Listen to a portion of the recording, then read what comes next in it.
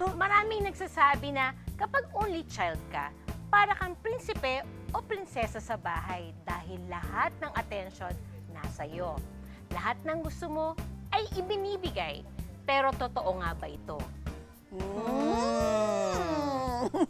Narit pa rin, siyempre, si Ma'am Lilibet! Yes! At kasama natin ngayon ang isang proud only child na magbabahagi ng tunay na kwento sa likod ng only child privilege. Yan, ang ating guest ay nakapagtapos bilang magna cum laude sa UP Manila sa kursong Bachelor of Arts in Philippine Arts at isa na ngayong digital content writer para sa Vogue Philippines. Oh, wow. Let's all welcome Hyacinth Aranda. Good morning, Ayan. Hyacinth! Alam mo, Chef, itong pag-uusapan naman natin ngayon, di ba, Ma'am Lilibet kanina, Middle child. middle child. Ngayon naman, only child. Yes. Tama-tama kasi, hindi nyo naitatanong, Mang Lilibet, iisa lang yung anak namin. Kaming dalawa. Oo, ni Oo, Chef. kaming Siya dalawa. babae, anak ko naman lalaki. Kaya very ano kami. Relate? Oo, Relate pwede. Ang sa sarap ng kwentuhan na to, pag-uusapan. di ba? Oo. Pero bago yan, eto na muna, Ma'am Lilibet, ano ang naging sitwasyon kung bakit, kay Hyacinth pala, ano ang naging sitwasyon nyo kung bakit ikaw ay only child? Nagkasakit po kasi yung papa ko noong 2 years old ako. Then, namatay po siya nung 3 years old ako. Then, hindi na po nag-remarry yung mama ko. Kaya, only child po ako ngayon. Ay, no. Okay. Well, yun nga, it's a follow-up question sa'yo, ma'am. Nagkaroon ba ng pagkakataon na naisip mo na sana meron kong kapatid? To be honest po, nung younger ako, mas gusto ko po yung idea ng only child kasi syempre sa'yo napupunta yung attention. But siguro nung dumating po ako sa teenage years, sabi ko na ay parang mas okay if merong companion at if merong younger sibling. And also may mga times din na of course din po, winish ko na meron sana akong elder sibling, ate or kuya na mapagtatanungan ng certain situations na makapagbibigay ng advice. Yes. Kasi yung daughter ko nga is the only child Child. of mine.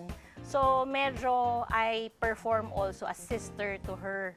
Diba? Minsan gano'n ang parte ng isang ina eh. So, pag totoo hindi mo ma-provide yung kailangan mo, so ikaw yung gagampanan, ikaw yung gaganap doon Pero sa... nagiging protective tayo masyado, 'di ba, sa ating anak, 'di ba? Yes. Yes. Minsan yung pakikisalamuha nila dun sa tao, nalilimit natin kasi baka mamaya may sakit, ito lang yung anak ko, 'di ba? O kaya naman masaktan siya physically. Overprotective, Kaya medyo no? nagiging Oo. overprotective. May ganun po. May ganung factor. Oo, kasi lalo na ako, di ba, lalaki, pag sinabing only child, lalaki, parang okay lang, lalaki ang kayang-kaya. Pero hindi, kahit na lalaki, yung bang hahanapin mo pa rin eh. Yung bang, ang tagal, hindi pa umuuwi, asa Totoo na. yun, Andyan oo. yung tatawag ako sa mga barkada niya, ayaw na ayaw niya yun. Kasi pag lalaki nga naman, ano ba yung mami? Yan ang pinaka characteristic ng mga only child, ayaw sa kasalukuyan. Pag overprotective ang parent, parang ayaw nilang lahat sinusundan sila. Kailangan medyo, pag sinabi na nilang, aalis po ako, nandito lang ako, wag mo na siyang tatawagan. Lalo na sa mga lalaki. Ewan ko, Hyacinth Ganun- sa'yo. ganun din ba sa'yo? pakiramdam mo? Na ayaw po ng tinatawagan. Oo, ayaw. Akin naman po mag-update from time to time. Oo, Parang Kasi nagiging sanay naman po ako. overprotective yung parents mo ba? Parang gano'n. Hindi naman po, okay lang naman po. Oh. Upbringing niya sa kanyang parent kasi parang napaka-open ng kanyang parent na sige, kailangan maranasan mo to. May ganong senaryo kasi yung Yes. ibang parent. Nasa parent din kung papaano magre-react yung only child eh. Oo, tama. Eto, Hyacinth, ano sa tingin mo ang pinakamalaking misconception ng tao sa katulad mo na only child? Siguro po yung only child branding na spoiled brat daw po. Yes. Karamihan sa mga only Nakadikit child. na dun yun. Spoiled brat, ano pa ba? Pwedeng idikit sa only child. Ano sa tingin mo? Dependent. Siguro po kasi Yes. walang sibling, Tama kaya dependent naman. sa parent. ng stereotyping ngayon sa mga only child, napaka-independent, no? Na kung saan kaya nilang mag-isip ng sarili at nagbibigay talaga ng mataas na personality sa isang only child. Kasi nga, may gusto silang patunayan sa sarili nila, lalo na kung very supportive ang parent, Yes. nagiging successful na sobra ang mga only child. Sila yung napaka-independent, napaka-broad-minded, at kung saan achiever ang mga only child. Lagi lang siyang lagi niya sasabihin sa akin na, huwag mo akong alalahanin, ma'am, basta I can hold or I can walk alone. Alone. Parang ganon. Pero naandyan ako, I'll keep you posted. Yeah. Yun lang naman yung like kong sinasabi. Just keep me posted. I don't care kung basta kunyari pumunta ka dun sa isang place, nandito na po ako, ma. Next, uuwi na po ako. Nandito na po ako sa bahay, tutulog na po ako, done. Pero ang magulang, hindi na ko kontento ng ganun eh. Kahit na sinabi ng anak natin na dito lang ako at wag mo akong intindihin. Pagdating ng gabi, lagi pa rin niyang iisipin mo at ang cellphone gusto mo nang pindutin para i-text o tawagan siya. Diba? Ganun yung talagang normal. Normal sa ating mga magulang ang mag-alala, lalo na kung nag-iisa yung anak natin. Tama. Ako, Ma'am Lilibeth, kasi sa akin lalaki, di ba? At may pamilya na, di ba? Hanggang ngayon, parang, alam mo yun, yung Hinahanap ko. ko pa rin. Kumbaga, palagi kong tinatawagan, lalo na pag yung, syempre malayo sa akin, nasa Japan kasi sila. Pag nagkakasakit, andun pa rin yung worried ako. Ano ba? Anong sakit mo na naman? Ganun. Kasi natural Diba? yung pag-aalala natin bilang magulang, lalo na kung nag-iisang anak. Oo, totoo May yan. pamilya, ine-extend mo yung concern na yon maging sa pamilya niya eh. Yes. At kung minsan, syempre, dahil only child siya, minsan yung decision niya na overpower natin. Yun Right. nga. Andun Oo pa nga rin yun. po. Yun nga, yung pagka-overprotective natin. Oo. Ewan ko Yun ba, nga ba't po. ganon?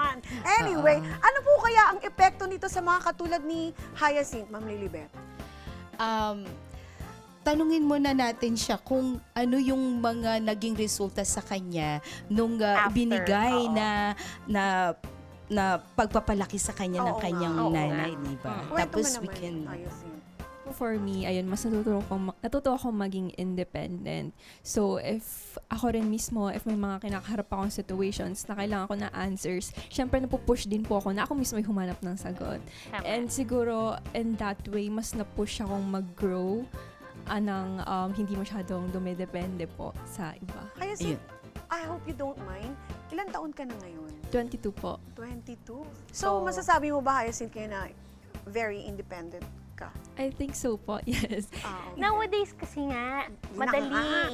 Ang dali nila mag-Google, anything is Oo. on phone, on Pero ang social only media. child kasi, dapat din maging aware ang only child dun sa feelings ng parent eh.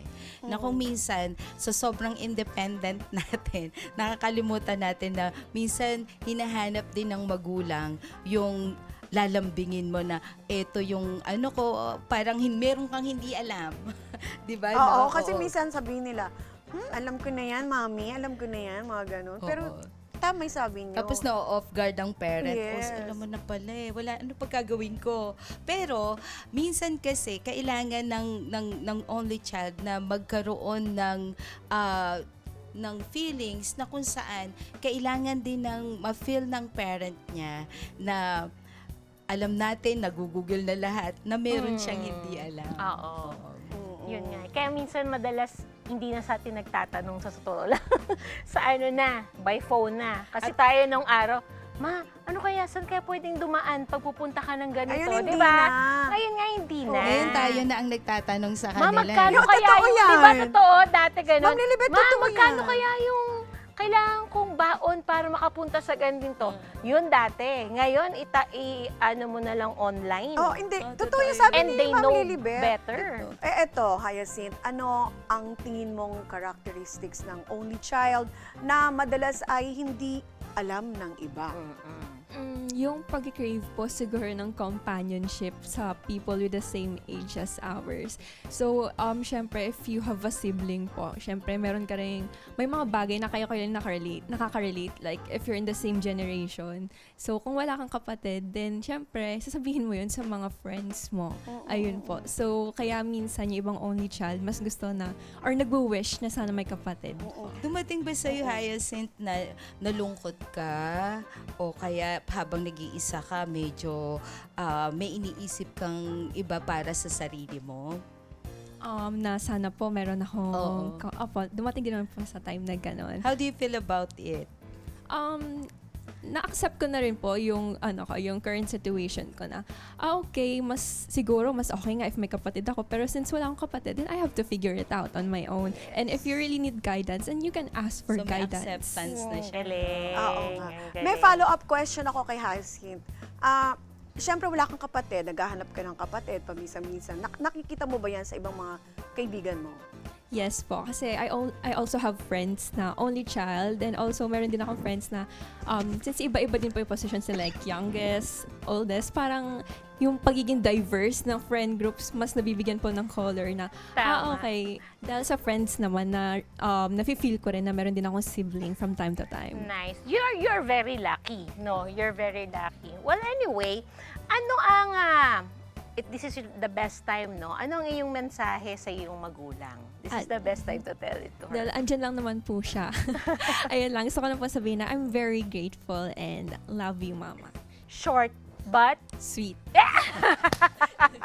exactly. And syempre, to Miss Lilibet, before we close our discussion po, no, paano po kaya maihinto ang ganitong mga stereotype sa mga middle child at only child?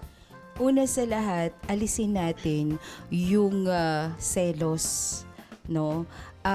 Iwasan natin yung selos. Paano yan maiiwasan? Yung open communication sa ating mga anak. Sa mga magulang, kailangan ang bawat anak natin, alam natin kung ano yung nasa sa loob, no? At kailangan maipakita natin sa kanila yung pare-parehong treatment, no, mapa-feel natin sa kanila na pare-pareho kayong mga anak ko, kaya lang kailangan maipaliwanag bakit ganon ang nagiging sitwasyon nila. Ayun.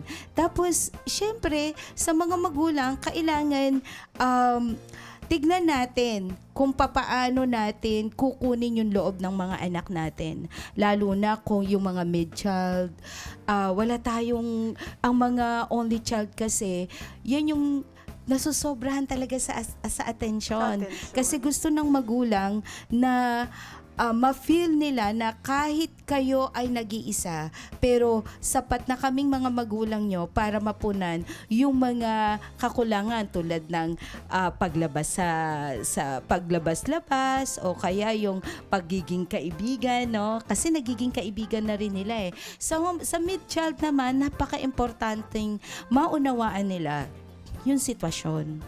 Nasa pang-unawa at tayo ay tinuturuan na umunawa at ang pananampalataya natin yung pagrespeto sa ating mga magulang. Wow. Galing. Well said. So, Miss Lilibet, any advice po or message po sa mga magulang na nanonood sa atin? Sa ating mga magulang, dapat ang unang-una nating gawin ay maging open ang ating communication sa ating mga anak. At kung sila ay nagsasabi sa atin ng problema, matuto tayong makinig. At iwasan natin yung pagle-label na ikaw ay pangalawa, ikaw ang maghugas ng pinggan. Hindi po pwede yun, Ako mga yung bunso. Ganun. hindi po pwede yun. Kailangan maging Laging open, inutusan. maging ipadama natin ang ating pagmamahal sa ating mga anak. Alam natin kung paano natin gagabayan ang ating mga anak para hindi nila maramdaman na sila ay nale-left out. Na ipapadama natin ang pagmamahal, lalo na ang pagtuturo natin sa higit na pananampalataya.